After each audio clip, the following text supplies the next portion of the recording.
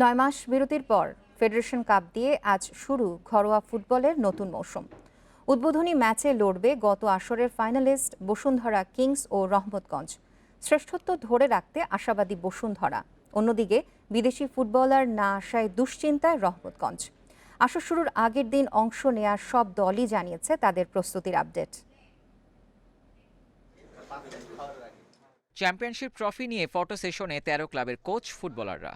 Corona ঝুঁকি সত্ত্বেও ঘরোয়া আসর ফিরছে, আপাতত মাঠের ফুটবলেই সর্বোচ্চ মনোযোগ। গত আসরে দুই ফাইনালিস্ট এবার শুরুতেই মুখোমুখি। চ্যাম্পিয়ন বসুন্ধরা কিংসের প্রতিপক্ষ রানার্স আপ রহমতগঞ্জ।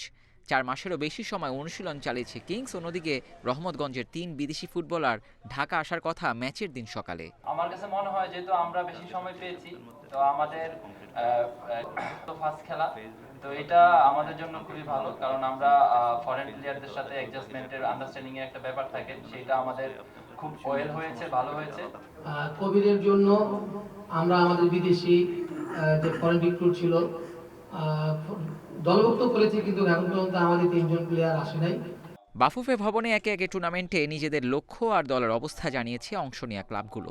স্বল্প প্রস্তুতি নিয়েই খেলতে হবে বেশিরভাগ ক্লাবের। সেখানে আবাহনী অন্যদের চেয়ে প্রস্তুতিতে এগিয়ে। বিরতিতে সবারই অনুশীলনে সমস্যা হয়েছে, তবে আবাহনী গেল কিছুদিন কঠোর পরিশ্রম করেছে। দলে ভালো মানের বিদেশি আছে, আশা করছি শিরোপা পুনরুদ্ধার করতে পারবো। পর্যাপ্ত সময় ছিল না অনুশীলন করার, আমরা মাত্র ৪ সপ্তাহ সময় পেয়েছি, এটা পর্যাপ্ত না।